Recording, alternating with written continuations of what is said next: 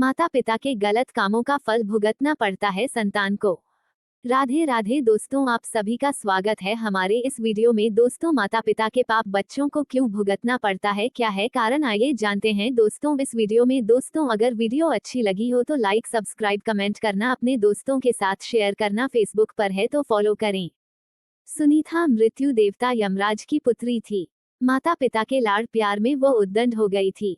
वह देखती थी कि उसके पिता पापियों को दंड देते रहते थे। वह पाप और पुण्य का अंतर नहीं समझती थी, इसलिए खेल खेल में किसी के अच्छे कार्य में बाधा डालती और किसी को अकारण मारने लगती। ऐसे उद्दंडतापूर्ण कार्य करके वह बहुत खुश होती थी। एक दिन सुनीता एक गंधर्व कुमार को, जो अपनी आराधना में योग मुद्रा में बैठा था, अकारण कोड़े से मारने लगी। गंधर्व कुमार पीड़ा से छटपटाता तो वह खुशी से उछल पड़ती। वह उसे खेल समझती। इस प्रकार की अपनी करतूतें वह अपने पिता को बताती। पिता उसकी इस उद्दंडता को बाल सुलभ खेल समझकर चुप रह जाते। न तो सुनीता को ऐसा करने से रोकते, न समझाते। बहुत दिनों तक ऐसा चलता रहा। एक दिन फिर उस गंधर्व कुमार को, जब वह पूजा पाठ कर रहा था, सुनीता ने मारना शुरू कर दिया। जब असहनीय हो गया तो उसने क्रोध से शाप दे दिया, तू धर्मराज की बेटी है। तेरा विवाह एक ऋषि पुत्र से होगा।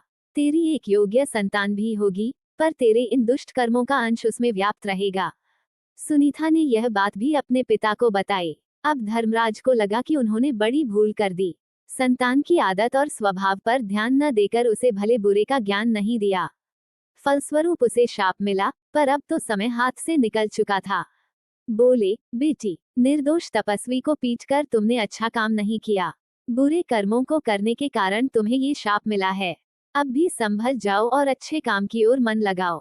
समय बीतता गया। कन्या बड़ी हुई तो उसके विवाह की चिंता हुई। उसके शाप को जानकर कोई उससे विवाह करने को तैयार नहीं होता था। कौन उससे पैदा होने वाले पापी पुत्र का पिता बनता। जब कोई उपाय न रहा तो रंभा अप्सरा ने उसे मोहिनी विद्या सिखा दी। अप्सराएं तो इस कार्य में सिद्ध होती थीं। अब उसे किसी को भी मोहित करने की विद्या सिद्ध हो गई। एक दिन रंभा उसे अपने साथ लेकर वर की खोज में निकली। एक नदी के तट पर उसने अत्रकुमार अंक को देखा। सुनीता अंक को देखते ही उस पर मोहित हो गई।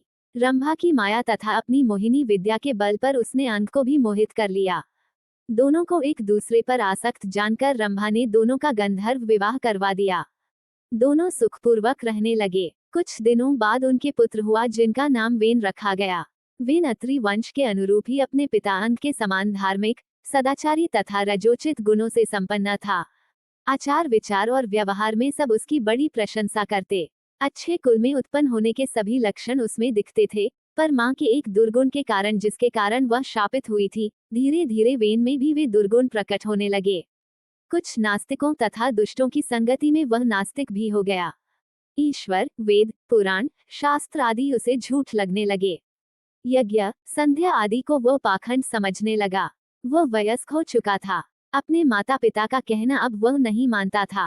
राजकाज में उसका हस्तक्षेप इतना बढ़ गया कि पिता अंग असहाय हो गए।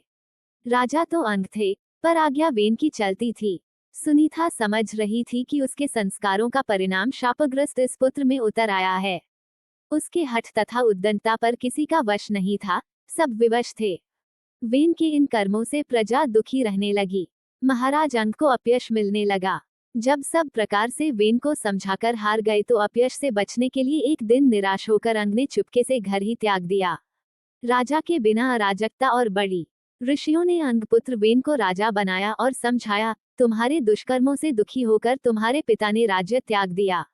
अब तुम अपना राजकीय उत्तरदायित्व समझो और सत्कार्य कर प्रजा को सुख दो।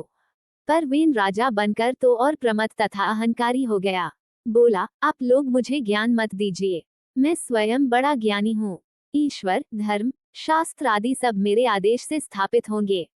मेरी ही आज्ञा धर्म होगा, शास्त्र वचन होगा। आप लोग अब मेरी आज्ञा के अनुसार चलिए और मुझमें ही ईश्वर, धर्म तथा शास्त्र की छाया देखिए।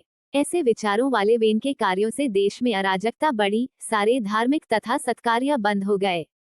प्रजा की सुरक्षा नहीं रह गई। दुष्ट लोगों का बोलबाला हो गया, धार्मिक कार्य बंद हो गए। हर चीज का अंत होता है।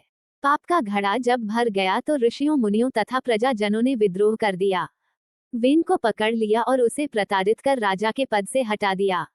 सत्ता छिन जाने से वह असहाय हो गया। अब वो दूसरों की दया पर निर्भर रहने लगा। ऋषियों ने प्रजा से परामर्श कर उसके पुत्र पृथु को राजा के पद पर प्रतिष्ठित कर दिया। वेन जंगल में चला गया। निश्चय ही अच्छे कुल परिवार का व्यक्ति भी कुसंगति के कारण अपनी मर्यादा भूलकर कुमार्गी हो जाता है।